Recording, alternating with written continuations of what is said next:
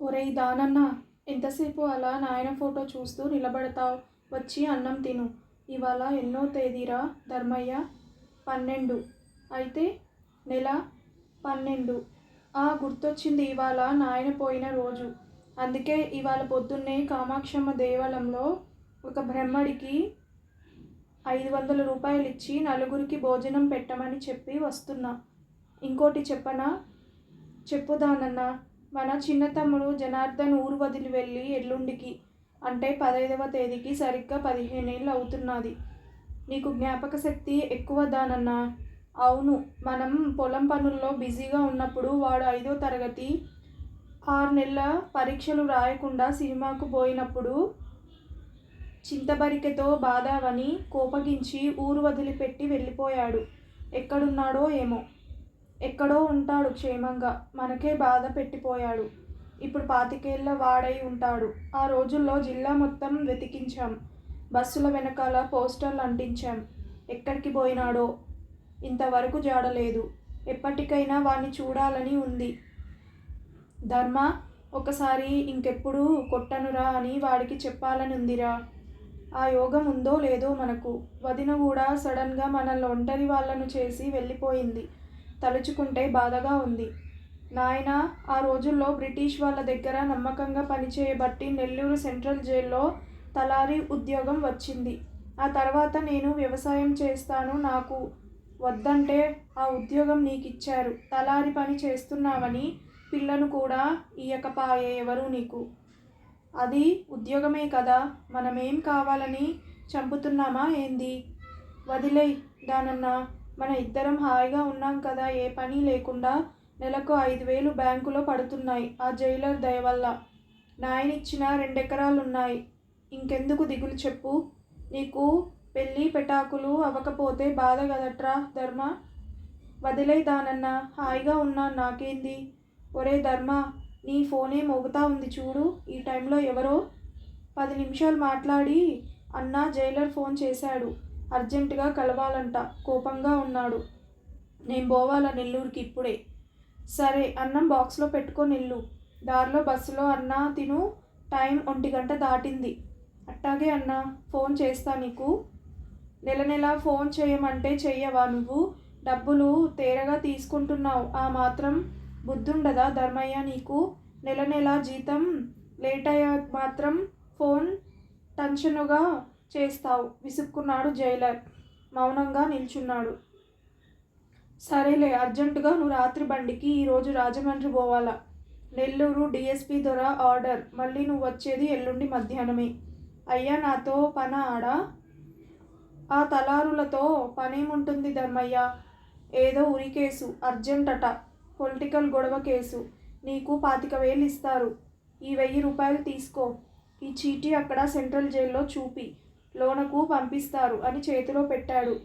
అయ్యా, తప్పదా అయ్యా? రాజమండ్రి తలారి లేడయ్యా. లేడ్రా. ఆడు బొంబాయో ఢిల్లీనో పోయంటాడు. ఆఖరకు చెల్లపల్లి తలారి కూడా కూతురు పెళ్ళని మొహం చాటేశాడట. తప్పదు మనకు. సర్లే అయ్యా, అట్నే ఉంటానయ్యా. రేయ్, ఆ చీటీ జాగ్రత్త, పారేశావంటే నిన్ను లోనకు పంపరు. అట్నేలే అయ్యా, ఉంటా. నెల్లూరు రైల్వే స్టేషన్కు చేరుకున్నాడు. ఉదయాన్నే ఆటో దిగి సెంట్రల్ జైల్ ముందు తలుపు తట్టాడు. సెంట్రీ తలుపు తీసి ఎవరు కావాలన్నట్టు చూశాడు.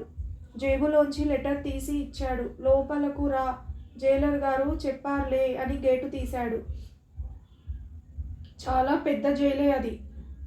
1602 సంవత్సరంలో డచ్ వారు రాజమండ్రిలో ఒక కోటను నిర్మించగా బ్రిటిష్ వాళ్ళు 1864 సంవత్సరంలో దీన్ని కేంద్ర జైలుగా మార్చేశారు. 119.6 ఎకరాలలో ఉన్న ఈ జైల్లో భవనాలు 37.24 ఎకరాల్లో ఉన్నాయి. మొత్తం తిరగాలంటే 2 గంటలు పట్టేట్టుంది. దిక్కులు చూస్తున్న ధర్మయ్యను మొహం కడుక్కున్నావా, నాష్టా కావాలా అన్న ప్రశ్నకు తలూపాడు. లోనకు తీసుకొని వెళ్ళి టిఫిన్ పెట్టించి కాఫీ ఇచ్చాక, ఇంతకు ముందు ఎంతమందిని ఉరి తీశావు అన్నాడు. ధర్మయ్య నవ్వి ఊరుకున్నాడు. జవాబు చెప్పలేదు. సెంట్రీ మళ్ళీ రెట్టించనూ లేదు. ఇంతలో జైలర్ రావడంతో సెంట్రీ ధర్మయ్యను పరిచయం చేశాడు. లోనకురా మాట్లాడాలి అంటూ ఒక విశాలమైన గదిలోకి తీసుకొని వెళ్ళాడు. అక్కడ రకరకాల అలమారాలున్నాయి. బహుశా ఖైదీల బట్టలు పెట్టుకునేవి కావచ్చు. కూర్చో, అనుభవశాలివని చెప్పాడు నెల్లూరు జైలర్ అని నవ్వాడు. ధర్మయ్య చిరునవ్వు నవ్వి ఊరుకున్నాడు. ధర్మయ్య, రేపు నువ్వు ఊరి తీసే వ్యక్తి వయసులో చిన్నవాడైనా చాలా ప్రమాదకరమైన వ్యక్తి. చిన్న బ్లేడ్ ముక్కతో గుండు సూదితో కూడా మనుషుల్ని చంపగలడు. పేరు జానీ, క్రిస్టియన్లనుకుంటా. హైదరాబాద్లో కిరాయి తీసుకొని మనుషులను చంపుతుంటాడు. జానీని సాయంత్రం చూపిస్తాను. మరీ దగ్గరకు వెళ్ళకు, వాడితో ప్రమాదం. ఈలోపు నువ్వు ఏర్పాట్లు చేసుకో. బరువు 70 కిలోలు. అక్కడే సిమెంట్ బస్తా, ఇంకా తూకం రాళ్ళు ఉన్నాయి. ఒకసారి ట్రైల్ చూసుకో. సార్, ఆఖరిసారి ఎవరిని ఉరి తీశారిక్కడ? చెప్తా పద అని ఆ రూమ్కు తీసుకొని వెళ్ళాడు.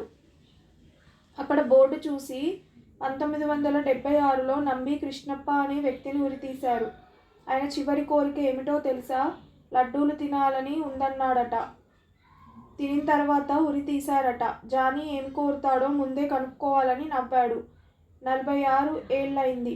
కోర్టులు ఉరిశిక్షలు విధించిన ఆఖరి నిమిషంలో క్షమాభిక్ష ప్రసాదించిన ఘటనలు అనేకం. ఆఖరి నిమిషంలో యావజ్జీవ కారాగార ఖైదీలుగా మారుతున్నారు.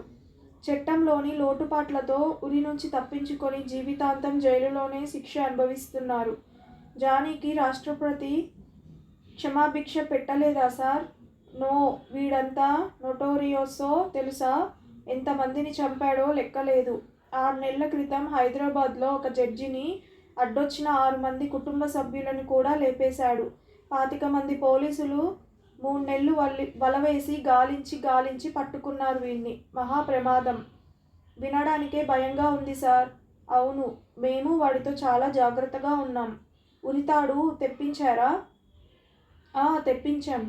ఖైదీ వచ్చిన రోజే బక్సర్కు ఆర్డర్ పెడితే 10 రోజుల క్రితం వచ్చింది. భారత ఫ్యాక్టరీల చట్టం ప్రకారం ఉరితాళ్ల తయారీపై దేశంలో నిషేధం ఉంది. ఎక్కడంటే అక్కడ చేయకూడదు కదా. బ్రిటిష్ వాళ్ళ కాలం నుంచి ఒక్క బీహార్లోని బక్సర్ సెంట్రల్ జైల్లో మాత్రమే దాన్ని చేస్తారు. సార్, ఉరితాళ్ల తయారీ యంత్రాన్ని బ్రిటిష్ పాలకులు బీహార్లో మాత్రమే ఎందుకు పెట్టారు? మిగతా చోట్ల కూడా పెట్టొచ్చు కదా. అందుకు జవాబు బ్రిటిష్ వాళ్ళే చెప్పాలి. నాకైతే తెలిసినంత వరకు ఈ నిర్ణయం వెనుక వాతావరణ పరిస్థితులకు ముఖ్య పాత్ర ఉండి ఉండొచ్చు. ఎందుకంటే ఉరి తీసేందుకు ఉపయోగించే తాడు చాలా మృదువుగా ఉంటుంది. ఇందుకోసం చాలా మృదువైన నూలును వాడాల్సి ఉంటుంది. బక్సర్ జైలు గంగా నది ఒడ్డున ఉంది కాబట్టి అక్కడే ఆ యంత్రం పెట్టి ఉంటారు. అయితే ఇప్పుడు నూలును మృదువుగా మార్చే అవసరం లేకుండా పోయింది. రెడీమేడ్గా ఉన్న నూలు అన్ని చోట్ల వస్తున్నా ఇంకా ఉరితాడు మాత్రం అక్కడి నుంచే వస్తోంది అన్నాడు. బక్సర్ జైల్ సూపరింటెండెంట్ అరోరాతో మాట్లాడాను. ఒక్కో ఉరితాడుకు 2000 అవుతుందట. మళ్ళీ కొరియర్ ఛార్జీలు, అవి ఇవి తడిసి మోపెడు. ఉరితాడు తయారీ కోసం J34 అనే నూలును వాడతారని, గతంలో ప్రత్యక్షంగా నూలును పంజాబ్ నుంచి తెప్పించేవారని, ఇప్పుడు ఇతర సప్లయర్స్ నుంచి వస్తోందని చెప్తూ తాడును చేయడం ఎక్కువగా చేత్తో చేసే పనేనట. దారాలను తాడులా అల్లేందుకు మాత్రమే యంత్రం పనిచేస్తుంది. మొదట 154 నూలు దారపు పోగులుండే ఉండలను తయారు చేస్తారు. ఇలాంటివి 6 ఉపయోగించి 16 అడుగుల పొడవుండే తాడును అల్లుతారు. తాడు తయారీలోని చివరి దశ మొత్తం ప్రక్రియలో అన్నిటికన్నా ముఖ్యమైందని ఆయన చెప్పాడు. ఉరితాడు వల్ల ఎలాంటి గాయాలు కాకూడదని, కేవలం ప్రాణం మాత్రమే పోవాలని నియమ నిబంధనలు ఉన్నాయి. ఆ రూమ్లో అలమారాలో ఉంది. జాగ్రత్తగా ట్రైల్ వేసుకో అని జైలర్ వెళ్ళిపోయాడు. ఈ ఉరితాడుకు ఇంత కథ ఉందా అని ఆశ్చర్యపోతూ తన పనిలో దిగాడు. ట్రైల్ సరిగ్గా ఉందా? లీవర్ సరిగ్గా పనిచేస్తోందా? గ్రీజు వేయించావా అన్న జైలర్ ప్రశ్నలకు అన్నీ బాగున్నాయి సార్ అన్నాడు ధర్మయ్య. రేపు ఉదయం 5:30 నుండి 6 లోపు ఉరి తీయాలి. మనం ఒక్కసారి ఖైదీ దగ్గరికి వెళ్ళి వద్దాం పద అని 4 సాయుధ సైనికులను వెంట తీసుకొని లోనకు వెళ్ళారు. విశాలమైన గదులు. ఒక గది ముందు ఆగారు. అందరూ లోనకు ప్రవేశించారు. లోపల ఒక యువకుడు నడిమె పాపిటతో గడ్డం మీసాలతో ఉన్నాడు. మెడలో శిలువ దండ వేలాడుతుంది. ధర్మయ్య కొంచెం వెనగ్గా నిలబడి గమనిస్తున్నాడు. నేనేం భయపడడం లేదు ఇన్స్పెక్టర్, రేపేనా నా ఉరి అని నవ్వాడు. ధర్మయ్యను జానీకి పరిచయం చేశాడు జైలర్. ధర్మయ్య, నీ మీద నాకేం పగలేదు. నువ్వు నా శత్రువు కాదు, నా వృత్తి ధర్మం అన్నాడు తల వంచుకొని సూటిగా అతని కళ్ళల్లోకి చూడలేక. 5 నిమిషాల అనంతరం ఇన్స్పెక్టర్తో, జానీ, మీతో ఒక విషయం చెప్పాలి. చెప్పు జానీ. ధర్మయ్యను బయటకి పంపండి అన్నాడు. జైలర్ కొంచెం ధైర్యం తెచ్చుకొని గన్మ్యాన్లను కూడా బయటకు వెళ్ళమని చేతిలో రివాల్వరు పట్టుకొని, చెప్పు జానీ అన్నాడు. భయపడకండి, నేను చాలా సంతోషంగా ఉన్నాను ఇవాళ. హాయిగా చావాలనుకుంటున్నాను. ఎందుకంటే అని జానీ చెప్పిన మాటలు విన్నాక, అలాగే జానీ, నీ చివరి కోరిక తప్పనిసరిగా తీరుస్తాను. Be happy Johnny.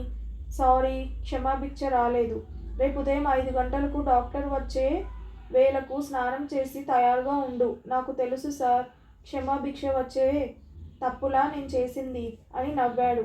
చనిపోయే ముందు రోజు కూడా అతని గుండె ధైర్యం చూసి ఆశ్చర్యపోయారంతా. సార్, చివరి కోరిక ఏమిటట? నన్నెందుకు బయటకి పొమ్మన్నాడు జానీ అన్న ధర్మయ్య ప్రశ్నకు సూటిగా ధర్మయ్య వైపు చూసి కళ్ళు కిందకి దించుకొని, సారీ ధర్మయ్య, ముందు చెప్పవద్దని జానీ కోరిక. రేపు ఉదయం చెప్తానులే అన్నాడు. ఉదయం 4:30కే జైలర్ డాక్టర్ని తీసుకొని వచ్చాడు. చేతిలో ఉన్న పొట్లం టేబుల్ మీద పెట్టాడు. కాఫీలు త్రాగారు. టైం 5 కాగానే 4 గన్మ్యాన్లు వెంట పెట్టుకొని జానీ రూమ్కు వెళ్తూ ధర్మయ్యను చూసి, నువ్వు తయారుగా ఉండు. ఒక అరగంట అంతే. 5:30కు అమలు చేయాలి. నువ్వు ఆ రూమ్కు వెళ్ళి సిద్ధంగా ఉండు అని పంపేసి డాక్టర్తో నడుస్తూ జైలరు అతని చెవిలో చిన్నగా చెప్పిన మాటలకు, అయ్యో అవునా, నోటి మీద చేయి పెట్టుకున్నాడు. ముందు ఇద్దరు, వెనుక ఇద్దరు గన్మ్యాన్స్ నడుస్తుండగా బయటకు తీసుకొని వచ్చారు జానీని. అంతా ఉరితీసి రూమ్లోకి ప్రవేశించారు. ధర్మయ్య, అంతా రెడీనా? Yes sir. ఇదిగో ధర్మయ్య, ఈ పొట్లంలో ఉన్నది జానీ చేత తినిపించు అన్నాడు. అతనేమన్నా చిన్నపిల్లాడా సార్? ఇవ్వండి తింటాడు అన్నాడు. త్వరగా తంతు ముగించుకొని నెల్లూరుకి రైలు ఎక్కాలన్న ధ్యాసతో ధర్మయ్య, నువ్వు జానీ ఆ కుర్చీలో కూర్చోండి అన్నాడు. అలాగే అని కూర్చున్నారు. ధర్మయ్యకు ఏమీ అర్థం కావడం లేదు. ఈ పొట్లంలో ఉన్న పెరుగన్నం కలిపి అతని నోట్లో పెట్టు. ఇదే అతని ఆఖరి కోరిక. నన్ను పెట్టమంటున్నారా? అవును, నువ్వే పెట్టాలని అన్నాడు. ముద్దలు నోట్లో పెడుతూ, నన్ను క్షమించమని మరోసారి కోరుకుంటున్నాను అనగానే ధర్మన్న, ఊరుకో పెద్దన్న, దానన్నను క్షమించమని మరీ కోరానని చెప్పు. చనిపోయే ముందు స్వంత అన్న చేతి అన్నం తినే అదృష్టం దక్కిందన్నానని చెప్పు అని వెక్కి ఏడుస్తూ అన్నాడు. అంతే, అక్కడంతా నిశ్శబ్దం. బాబు జనార్దన్, నువ్వా అని ఒక కేక పెట్టాడు ధర్మయ్య. ఇద్దరూ కౌగులించుకొని పెద్దగా ఏడ్చారు. సార్, ఈ పని మీరెవరైనా చేయండి. సొంత తమ్ముడికి ఉరివేయలేను. సారీ సార్ అంటూ కాళ్ళ మీద పడ్డాడు. తప్పదు ధర్మయ్య, ఇది నీ వృత్తి అంటూ 10 నిమిషాలు బోధపరిచాడు. జనార్దన్ అన్నా, నీ కర్తవ్యం నువ్వు చెయ్యి, తప్పదు అంటూ ఉరితాడు మెడకు తగిలించుకొని నిలబడ్డాడు. బలవంతంగా లేచి లీవర్ను లాగబోతూ సొమ్మసిల్లి పడిపోయాడు. జైలర్, జానీ నన్ను క్షమించు అని లీవర్ లాగేశాడు. అరగంట అనంతరం ధర్మయ్య లేచి ఏడుస్తూ ఉరికొయ్యకు వేలాడుతున్న జానీ శవాన్ని పట్టుకొని అలాగే చూస్తూ ఉండిపోయాడు. నెల్లూరు జైలరుకు జరిగింది చెప్పి అతని శవాన్ని ఒక ప్రత్యేక అంబులెన్స్లో జొన్నవాడ పంపేందుకు సిద్ధం చేశాడు. అంబులెన్సు జొన్నవాడ వైపు సాగిపోతోంది. అన్నా, ఇక్కడికి వచ్చే ముందు రోజు నేను పోయేలోపు ఎప్పటికైనా వాణ్ణి చూడాలని ఉంది ధర్మ. ఒకసారి, ఇంకెప్పుడు కొట్టన్రా అని చెప్పాలని ఉందిరా అన్న మాటలు ధర్మయ్యకు చెవులో మార్మోగుతున్నాయి. అవును పెద్దన్న చేత ఆ మాట చెప్పించాలి. అప్పుడే జనార్దన్ ఆత్మకు శాంతి. ఈ కథ కనుక మీకు నచ్చితే ప్లీజ్ సబ్స్క్రైబ్ చేయండి. అలాగే లైక్ చేయడం మర్చిపోకండి. Thank you so much for watching this video.